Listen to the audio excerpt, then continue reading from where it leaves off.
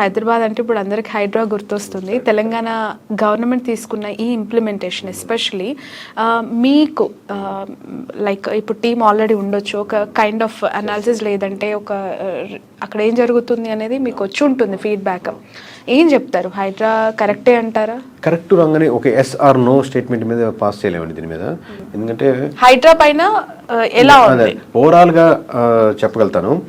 ఎందుకంటే first time Revanth Reddy గారు CM మీద డిస్కషన్ ఏదైనా వచ్చిందంటే దానికి ముందు వరకు ఏ డిస్కషన్ లేదు, ఎన్ని పథకాలు వచ్చినా కానీ అని లేదు. ఓన్లీ హైడ్రా ఒకటే తన ఇమేజ్ని ఒక డబుల్ చేయగలిగింది పార్టీ పర్స్పెక్టివ్లో. At the same time negativity ఏంటంటే ప్రజలు హ్యూజ్గా డిస్కస్ చేసుకునేది ఓకే మా ఇల్లు కొట్టేస్తున్నారు యాక్సెప్టెడ్, బట్ ఆ ఇల్లుకి పర్మిషన్ ఇచ్చిన 10 మంది యొక్క లిస్ట్ని వాళ్ళు సస్పెండ్ చేస్తారా చేయరా. ఇంకోటి రోడ్డు వెడల్పు చేస్తున్నారు అనుకోండి, రోడ్డుకి అటు ఇటు ఒక 10 షాపులు ఇటు 10 షాపులు అనుకోండి, రోడ్డు వెడల్పు చేస్తున్నప్పుడు ఆ 10 షాపుల వాళ్ళు ఇబ్బంది పడతారు. కానీ మీరు వెళ్ళే ట్రావెల్ చేసిన రోడ్డు చాలా బాగుంది, చాలా మంచి పని చేస్తున్నారు అనుకుంటారు. వీళ్ళ పర్స్పెక్టివ్ వేరు, వాళ్ళ పర్స్పెక్టివ్ వేరు. అలాగే పెద్ద పెద్ద భవనాలు కూల్చేస్తున్నా, పెద్ద పెద్ద కాలేజీలు కూల్చేయాలి, అలాంటివి చేయాలి అని గట్టిగా అంటారు. కానీ ఇండివిజువల్గా తను ఇబ్బంది పడుతున్నప్పుడు నేను ఇంత కష్టపడి కట్టుకున్నాను, ఆ లోన్ ఈఎంఐ పెట్టి కట్టుకున్నాను, నాకు ముందుగానే చెప్పాలి కదా, లేదా నాకు పర్మిషన్ ఇచ్చినప్పుడు మేము కళ్ళు మూసుకున్నారా. ఎందుకంటే గవర్నమెంట్ ఇది బీజేపీ గవర్నమెంటో టీఆర్ఎస్ గవర్నమెంటో లేదా కాంగ్రెస్ గవర్నమెంట్ కదా, తెలంగాణ గవర్నమెంట్ ఇది. సో ఈ రాష్ట్రం ఫామ్ అయినప్పటి నుంచి తెలంగాణ గవర్నమెంట్ లేదా ఏపీ గవర్నమెంట్ ఉన్నప్పటి నుంచి. కానీ ఇంతకుముందు ఇప్పుడు దాకా ఏం చేశారు ఇన్ని రోజులు అనే క్వశ్చన్ ఆబ్వియస్గా రైజ్ అవుతుంది. సో ఇవన్నీ కలబురుచుకొని చెప్పాలంటే, ఒకటి ఓవరాల్గా స్టేట్లో చూస్తే పీపుల్ ఆర్ మోర్ రైట్ అని అంటున్నారు. బట్ ఇండివిజువల్గా ఒక్కొక్కరితో చూసినప్పుడు ఇది ముందుగానే చెప్పాలి, లేదా అప్పుడు ఏం చేస్తున్నారు, లేదా వీళ్ళని సస్పెండ్ చేశారు, మమ్మల్ని కూల్చారు కానీ దీన్ని పర్మిషన్ ఇచ్చిన 10 మందిని సస్పెండ్ చేసిన లిస్ట్ కనపడుతుంది ఆఫీసర్స్. ఓవరాల్ గా గవర్నమెంట్ కి ఇది ప్లస్ పాయింట్ అంటారా మైనస్ పాయింట్? ఓవరాల్ గా అయితే ప్లస్ పాయింట్ అండి. బట్ ఇన్ ద సెన్స్ నేను చెప్పాను కదా, బాధితులు అనే దానికి ఒక సెక్షన్ నెగిటివిటీ వస్తుంది. బట్ ఓవరాల్ గా మీకు దూరం నుంచి చూసినప్పుడు మెజారిటీ సెక్షన్ హైడ్రాని సపోర్ట్ చేస్తున్నారు. ఓకే. ఇంకా వాళ్ళు తీసుకుంటున్న పాలసీస్ పైన ప్రజల్లో నుంచి వస్తున్న వ్యతిరేకత ఈ ఒక్క టాపికే కాకుండా మీరేం గుర్తించారంటారు ఈ 100 days? అంటే చెప్తాను, అది డీటెయిల్గా ప్రెస్ మీట్లో చెప్తాను. బట్ ఓవరాల్గా ఏంటంటే ఇది కూల్చడం అనేది నాట్ డెవలప్మెంట్ కదండి. డెవలప్మెంట్ పరంగా కోరుకుంటారు, ఒకటి ఉన్నదాన్ని పక్కది వేర్చడం, మరి కొత్తగా ఏం బిల్డ్ చేస్తారు అనేదాన్ని మీరు మీ మార్క్ ఆఫ్ పాలిటిక్స్లో చేయగలిగితే బెటర్గా ఉంటుంది. అది ఏంటి అనేది మీరు ఏ పాలసీ తీసుకొస్తే బాగుంటుంది, ఎక్కడెక్కడ. ఇప్పుడు చాలా వరకు రియల్ ఎస్టేట్ చాలా ఘోరంగా ఉంది, దాదాపుగా కొనుగోలు కానీ అమ్మకాలు కానీ బాగా అయిపోయినాయి. రియల్ ఎస్టేట్ అనుకున్నంత పుంజుగా రావట్లేదు.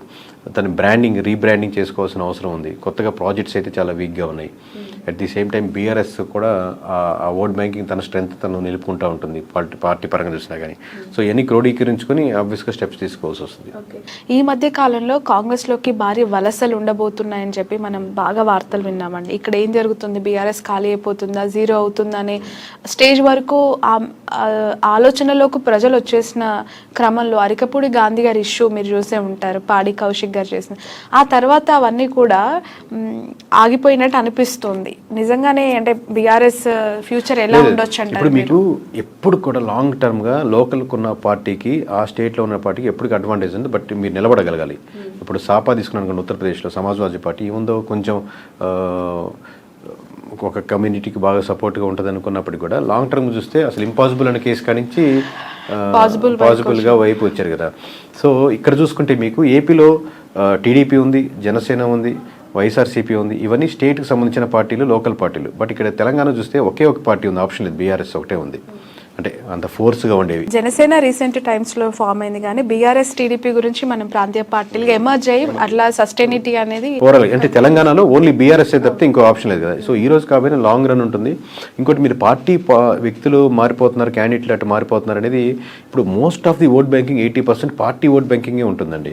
ఇప్పుడు ఈజీగా మనకు గెలిచిన 160 పైన నియోజకవర్గాల్లో దాంట్లో ఎవరు పెట్టినా గెలిచిన నియోజకవర్గాలు ఒక 50-60 ఉంటాయి, క్యాండిడేట్ సంబంధం లేకుండా. ఎందుకంటే ఆ పార్టీ ఓట్ బ్యాంకింగ్ టర్న్ అవుతున్నప్పుడు ఎవరైనా గెలుస్తారు. సో అలా ఉన్నప్పుడు క్యాండిడేట్ మారినంత మాత్రం పార్టీ వీక్ అవుద్ది, కొద్దిగా అవుద్ది కానీ but majority party vote banking still ఉంటుంది.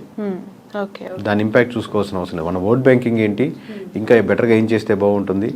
నా క్వశ్చన్ అదే, బెటర్మెంట్ కోసం బయటికి వస్తే కేసీఆర్ గారు బాగుండు, ఇంకా యాక్టివిటీ పెంచితే బాగుండు, హైడ్రా బాధితులు పెరిగిపోతున్నారు, అనుకున్నంత స్థాయిలో ప్రతిపక్షం ఇక్కడ రెస్పాండ్ అవ్వట్లేదు అనే వాళ్ళకి, అంటే కేసీఆర్ గారు కనిపించట్లేదు, కవిత గారు రిలీజ్ అయిన బయటికి, ఈ కైండ్ ఆఫ్ ఒక మాటలు వినిపిస్తుంది. ఇప్పుడు మనం ఆబ్వియస్లీ యాక్సెప్టెడ్ ఫ్యాక్ట్ ఏంటంటే కేసీఆర్ గారు మామూలుగా ఆయన వయసు రీత్యానో లేకపోతే వృద్ధాప్య రీత్యానో లేకపోతే ఉన్న హెల్త్ ఇష్యూస్ పరంగా ఆబ్వియస్గా అన్ని నియోజకవర్గాలు ఫస్ట్ తిరిగేసి అక్కడ ఇంతకుముందు పెట్టినట్టు తెలంగాణ ఉద్యమం చేసినట్టు చేయలేరు.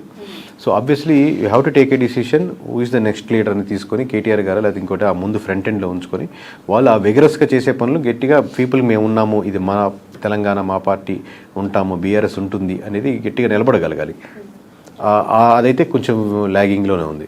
ఓకే ఓకే సార్, ఇంతకుముందు మీరు అన్నట్టు బీజేపీ ఇప్పుడు ఒక సిద్ధాంత ధోరణి, లైక్ ఒక సిద్ధాంత పార్టీ, ఆర్ఎస్ఎస్ భావజాలం అంటారు, లేదంటే సనాతన ధర్మం అంటారు, హిందుత్వ అంటారు, ఇలాంటి ఎజెండాస్ అన్ని బోర్ కొట్టేసాయి ప్రజలకి, ఇంకా లైవ్లో ఉన్నాయి? లేదు, అట్లా ఉంటుందండి. ఆ ఓట్ బ్యాంకింగ్ ఎప్పుడు ఉంటుంది.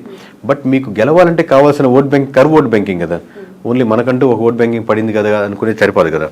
అప్పుడు కరువు ఓట్ బ్యాంకింగ్ ఎందుకు వచ్చింది? కాంగ్రెస్ నుంచి షిఫ్ట్ అయినటువంటి ఓట్ బ్యాంకింగ్ బీజేపీ వైపు చూసింది. కోర్ ఓట్ బ్యాంకింగ్ ఇప్పుడు ఉంటుంది, రేపు ఉంటుంది, రేపు పొద్దు పర్సెంట్ తగ్గొచ్చు, కానీ అది ఎప్పటికే ఉంటుంది.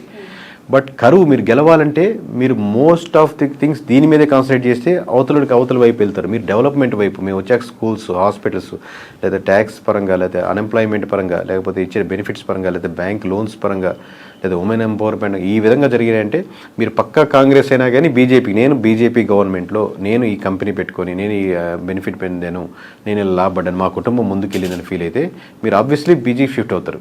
మీరు సనాతన ధర్మం కోర్ బేసిక్ మీద వెళ్తున్నారంటే అది దాటేసి వచ్చారు కదా, మీరు ఇంకా అక్కడే ఉండిపోకూడదు.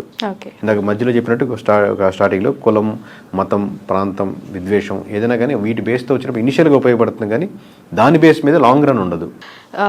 Coming to AP, Andhra Pradesh result ఒకసారి గుర్తొస్తే అందులో కేకే గారు ఖచ్చితంగా గుర్తొస్తారు ప్రతి ఒక్కరికి మైండ్లో. ఎందుకంటే that figure announce by you, అది చాలా సెన్సేషన్ అయింది. మొన్న 2024కి సంబంధించి నేను మాట్లాడుతుంది. ఎలా ఉందండి 100 రోజుల పరిపాలన? కూటమి ప్రభుత్వం కంప్లీట్ చేసుకుంది.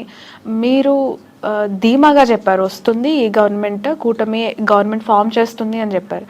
అంతే కాన్ఫిడెంట్గా అనుకున్న స్థాయిలో ఈ ప్రభుత్వం పనిచేస్తుంది, కూటమి ప్రజలకి చేస్తామన్నది చేస్తుంది అని అనిపించిందా? మీ అజంప్షన్, అంటే మీ అనాలిసిస్ ఏంటి? అదే ఇంత చెప్పినట్టు హర్యానా ఎలక్షన్స్ అయిపోయిన వెంటనే మళ్ళీ ఇంకోసారి రివైవ్ చేసుకొని ఇప్పుడు ఆల్రెడీ ఉన్న డేటాని ఇంకొంచెం ఎక్స్ట్రా యాడ్ చేసుకుని, ఎందుకంటే మేము ఏం చెప్తున్నా కానీ లక్షలాది మంది అలా కాన్షియస్గా చూస్తున్నారు. సో మేము ఏం చెప్తున్నా నెంబర్స్ పరంగా చాలా కాన్షియస్గా చెప్పాల్సిన స్టేట్ ఏపీ. మిగతా కూడా అలాగే చెప్తుంటాం, బట్ ఇంకా మోర్ కాన్షియస్ ఎమోషనల్ కనెక్షన్ ఉంటుంది కాబట్టి. బట్ మేము చెప్పింది ఏంటంటే ఇప్పుడు అదే నేను రిపీట్ చేస్తున్నాను, సోషల్ మీడియాలో మీకు ఆబ్వియస్లీ ప్రతి పార్టీకి ఒక హైప్ క్రియేట్ చేయాలని వర్క్ చేసేవాళ్ళు అంటారు. అది ఇప్పుడు ఆ మార్క్తో పోలిస్తే అంత మార్కు రియాలిటీలో లేదు. ఆబ్వియస్లీ గ్రౌండ్ రియాలిటీలో అదే ఎక్స్పెక్టేషన్స్ లేవు. అది రకరకాల ఆస్పెక్ట్స్, ఎవరెవరు నెగిటివిటీగా ఉన్నారు, ఎవరెవరు కోపంగా ఉన్నారు అనేది. ఒకటి ఏంటి, 100 డేసే కదా, ఇంకా చూడాలి కదా, ఇంకొక 100 డేస్ చూడాలి కదా. ఆబ్వియస్లీ 100 డేస్ కదా, 360 డేస్ అయినా మేము తక్కువ అంటే తక్కువ అని చెప్తాం, పెరుగుతుంటే పెరుగుతుందని చెప్తాం. ఇర్రెస్పెక్ట్ ఆఫ్ వాళ్ళు ఏమనుకుంటున్నారో మేము చెప్పం కదా, ప్రజలు ఏమనుకుంటున్నారో క్రోడీకరించుకొని చెప్తాం ఓవరాల్గా. దట్ డజంట్ మీన్ దట్ వీళ్ళంతా వైఎస్ఆర్సీపీకి ఈరోజు 100 రోజుల తర్వాత షిఫ్ట్ అవుతున్నారని కాదు కదా. ఇప్పుడు ఏంది గవర్నమెంట్ మీద ప్రజలు ఏమనుకుంటున్నారు, ఇంకా ఏం చేస్తే బెటర్గా బాగుంటుంది అనుకుంటున్నారు అనేది ఇవి డీటెయిల్స్ మేము చెప్పేది ఇప్పుడు ప్రస్తుతానికి.